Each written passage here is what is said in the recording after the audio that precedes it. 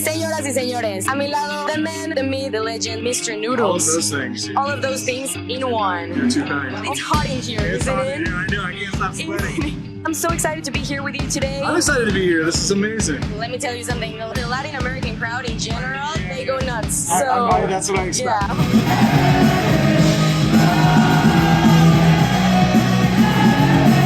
Offspring is one of the most iconic bands ever. Oh, thank you. How does it feel to be an inspiration for those wild and rebellious teenager spirits, you know? It's hard to take that on, but I know how the bands that came before us inspired me. Right. It is nice when young, up-and-comers tell us that we inspired them. Yeah. Especially if they're making some noise and causing some good trouble. Right. I like that. Yeah. But we focus more on just making good songs, and hopefully the kids will gravitate to it. Yeah, you do a very good job. Do you sometimes reminisce about a time when you created one of the most iconic albums? I'm talking about Smash 1984. 30 years ago. Can you believe it's been that long? I wasn't even born. But ask me how I jam to it these days. Okay, how do you jam to it now? I love it, yeah. Our drummer right now, Brandon, wasn't born. He was born the year Smash came out, but not until October. And see, and now he's playing with you guys. Yeah, and he's great. He's phenomenal. This album is the top-selling independent album in history. Yes. And it changed the punk game. Yeah. Do you reminisce sometimes about like, whoa, we really did that? Yeah, that was really fun, because there was all the bands that we were coming up with, bands like Pennywise and Rancid, Bad Religion. With Bad Religion, we kind of idolized those guys. Those guys were kind of heroes to us. So to be coming up around the same time they were, it felt really good. It did kind of feel like it's us punks against the world. Yeah, really. And well, speaking about the punks against the world, we go way back in MTV with Offspring. They try to gatekeep you from the world. Right. They were like, no, you're going to pop, you're going, to mainstream. Do you remember those times? Yeah.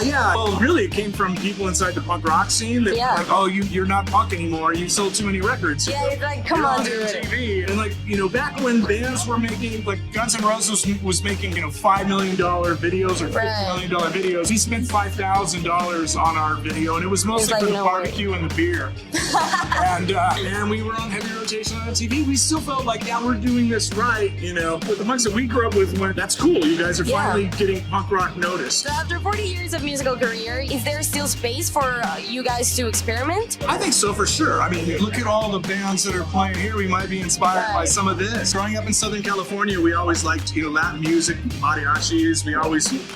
We do surf trips and stuff in Mexico and just absorb the culture. We really loved all that stuff. Punk rock is so much more about attitude than it really is like a musical style. Yeah. Like mariachi is a very musical style. Reggaeton is. And punk is more of a feeling, right? Yeah, absolutely. A feeling and an attitude. I'm going to break these rules. Whatever you tell me I can't, I'm going to try. And whatever you tell me I must, I'm going to. It's a way of living. And the last album you released in 2021, Let the Bad Times Roll, you released it after 10 years of not putting any albums out there. Which were the bad times that you had to roll with? We were touring and stuff. We've always been recording, but we go in just kind of piecemeal. We'll go in for 2 weeks here and there. But really, Dexter went back to school and got his PhD in molecular biology.